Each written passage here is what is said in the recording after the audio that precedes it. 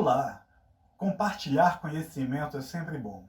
E quando ele traz consigo literatura, poesia, música, artes plásticas, enfim, arte, isso fica ainda melhor. Nesse tempo de pandemia, de isolamento social, nós viemos aqui com esse intuito. E hoje você vai conhecer esse piauiense radicado em Brasília, cantor, compositor, amante da literatura, letrista e que vai compartilhar conosco, com você, um pouco do seu processo criativo. Eu sou Flávio Guedes e esse é o programa Piauí de Todos Nós.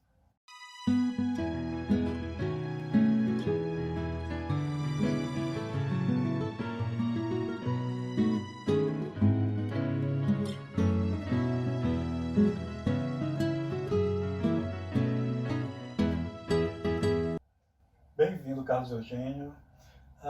Conta pra gente, quais os artistas que influenciaram na sua arte poética? É tanta gente boa.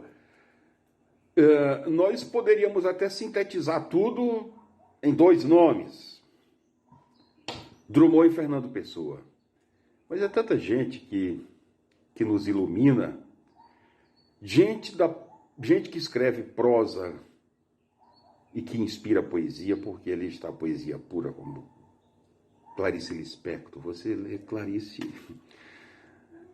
é prosa, mas ao mesmo tempo é poesia pura. Na música brasileira, Chico Buarque é um poeta fantástico. Então, influências são muitas, desde a tristeza dos malditos franceses, até a alegria requintada do Chico e da poesia contemporânea. Os prêmios literários estão aí mostrando uma gente nova, fantástica. Nós começamos pelo Drummond e pelo Pessoa, porque é impossível você escrever poesia em língua portuguesa sem ter esses dois como mestres. Vinícius, maravilhoso. Mas nós vamos falar dos contemporâneos, gente. Tem um rapaz chamado Jean Garfunkel, um livro chamado Poemia. Que é isso, rapaz? Fantástico. Enfim, é isso. Influência é tudo aquilo que você vai lendo, desde a argumentação do padre Antônio Vieira nos seus sermões, desde aquela coisa pesada, densa do Gregório de Matos, nosso primeiro grande poeta, até o esculacho universal e sarcástico, né, e brincalhão, irônico do Caetano Veloso. Enfim, é muita gente que nos influencia. Cecília Meirelles, na sua suavidade, na sua brincadeira interessante que ela utiliza, né, nos seus textos, nos chamando para o seu universo. É muita gente boa. O Piauí tem muita gente fantástica. Então todos eles influenciam. E fora os poetas, aquilo que nós trazemos em nós também, né, gente? O nosso universo interior talvez seja o grande mestre disso. Os nossos olhos atentos, os nossos olhos de cronista, a situação social, sobretudo do Brasil, faz com que a gente se inspire. A minha poética, por exemplo, tem uma tônica social vibrante, e o grande peso da minha poética é o aspecto social. Então isso vem do meu olhar atento para essas questões sociais, políticas, humanitárias, desumanitárias, enfim, e olhando como os grandes mestres escrevem. Eu leio muita poesia e eu me sinto influenciado por quase todos os poetas que eu leio.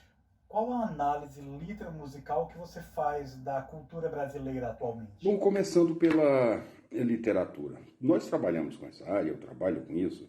professores de português, sobretudo ensino médio, trabalham, na verdade, alguns trabalham basicamente a história da literatura, não exatamente uma análise, não exatamente aulas de literatura. Infelizmente,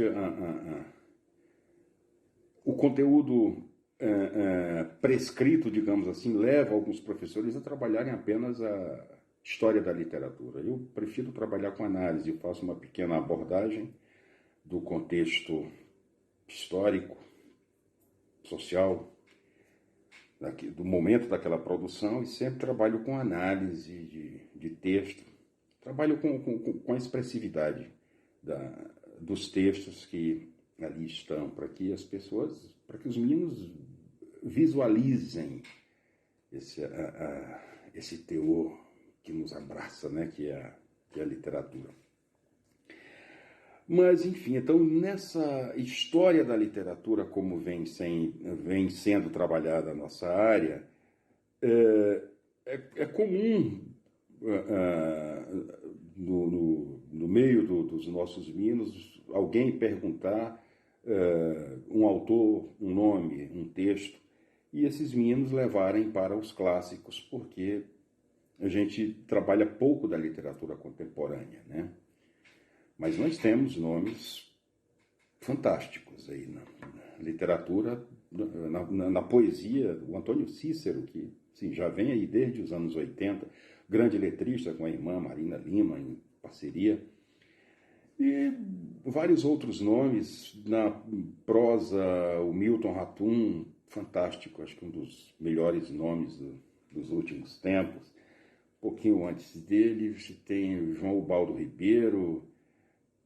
Enfim, na prosa talvez o número de escritores seja um pouco maior, mas na poesia também nós temos bons nomes. E eu gostaria de ressaltar um detalhe, os concursos literários. Existem alguns concursos valiosíssimos, concorridíssimos. A CEP, Companhia Editora do Pernambuco, tem um prêmio anual que é fantástico.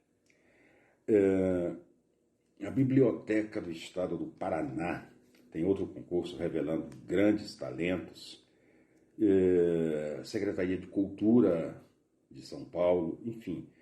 Então, nós temos alguns nomes e alguns sites especializados em literatura, Recanto das Letras, principalmente, vem revelando, vem trazendo à luz uma série de nomes que merecem ser observados. Na música, uma coisa que me incomoda muito é escutar algumas pessoas dizerem que a boa música popular brasileira morreu lá nos anos 70, com os grandes festivais, os grandes nomes. É claro que nós vamos levar mais uns 2 ou 3 séculos para ter outro Chico Buarque. Não é toda a nação que tem o privilégio de abrigar um artista dessa grandeza. Bem verdade que há muito tempo ele não produz algo que venha a ser escutado por uma grande massa, mas continua produzindo. Não é toda a nação que tem um Caetano, um Gil, um Milton, Belchior, enfim. Essa geração não tem produzido muita coisa significativa, e outros nomes à altura, com esse peso, talvez não. Mas nós temos nomes que vêm surgindo de 30 anos para cá.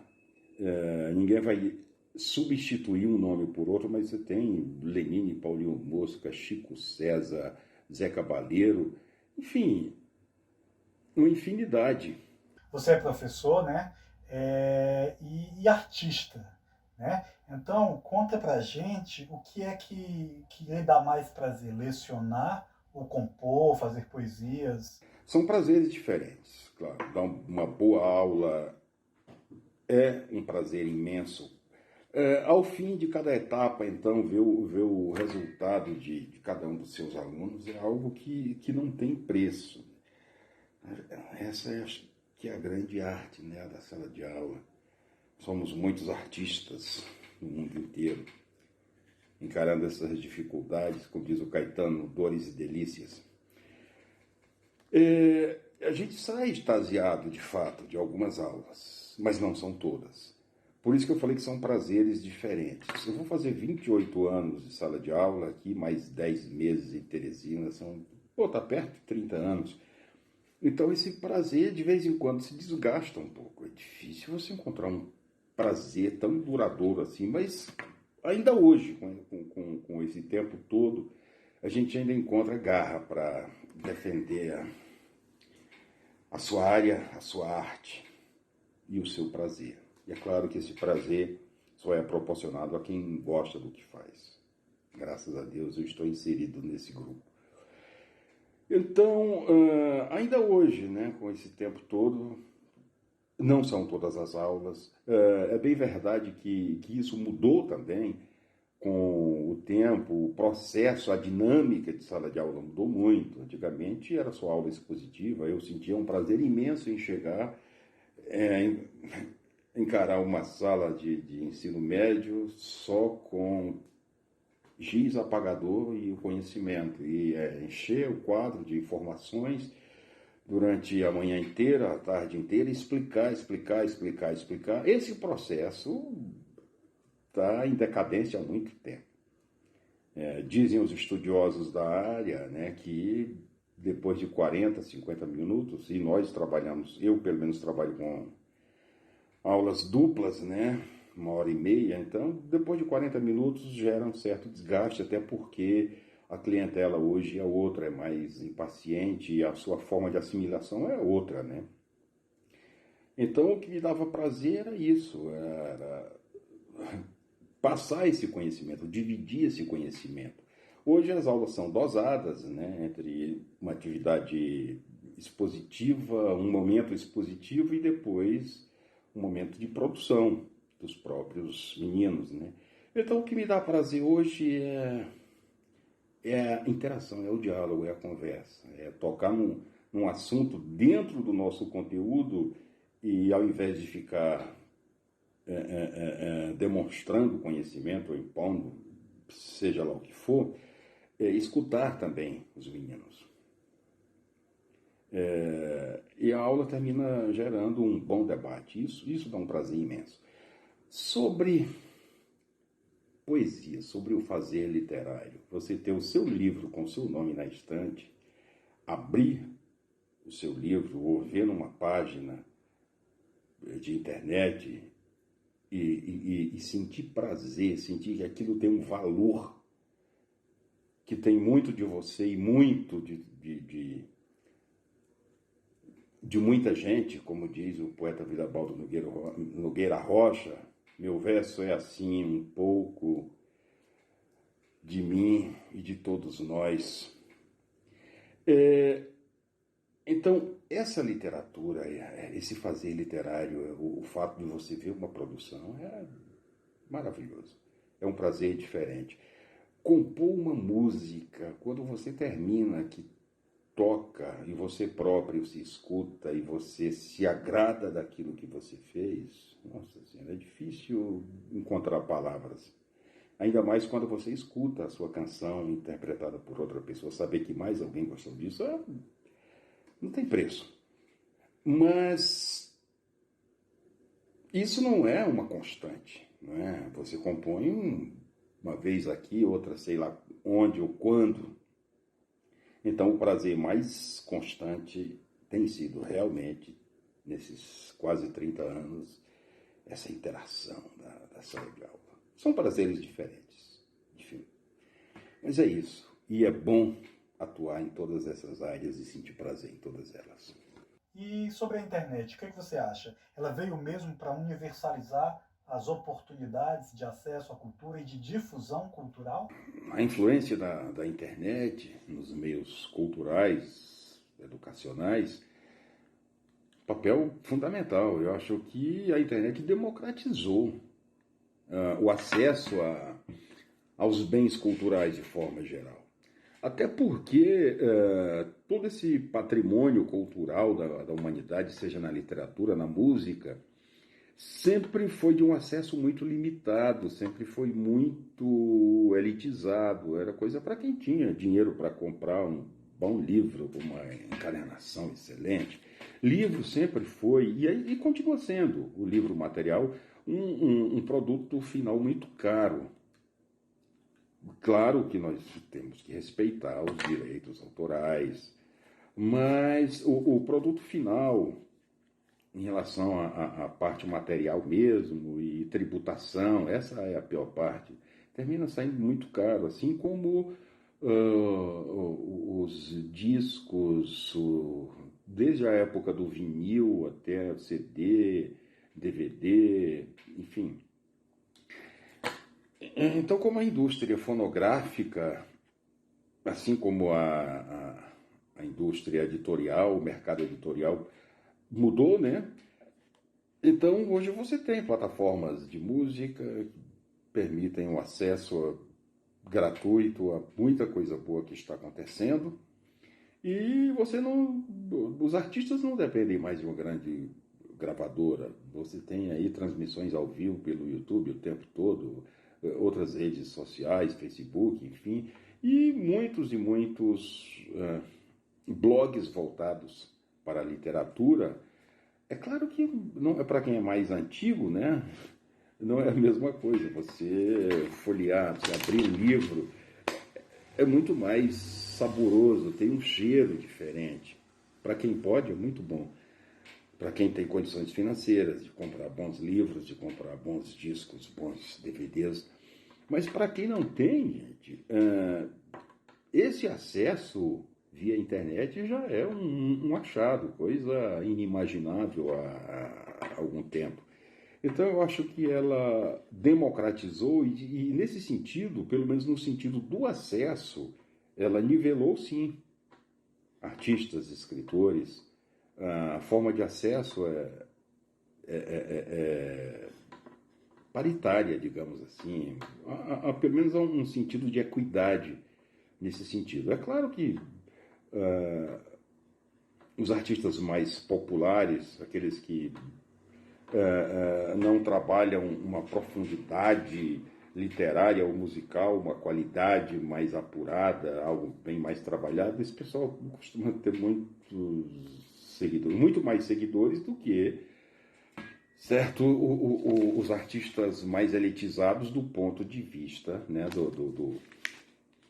do trabalho mesmo, né, da riqueza do trabalho. Mas é isso, eu acho que precisava mesmo vir esse processo de acessibilidade mesmo, de facilitar o acesso. Isso é muito bacana. Esse foi o Piauí de todos nós. No próximo programa você vai fazer uma viagem pela cidade de Oeiras, na musicalidade da nossa primeira capital. Foi muito bom ter você conosco. Até o próximo programa.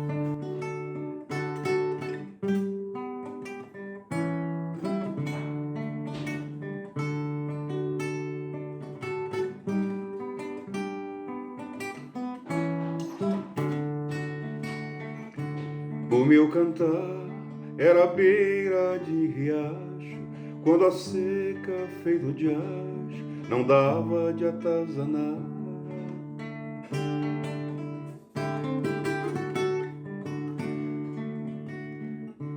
Hoje é um hino de abraçar o mundo inteiro, meu quintal e meu terreiro cismaram de transbordar.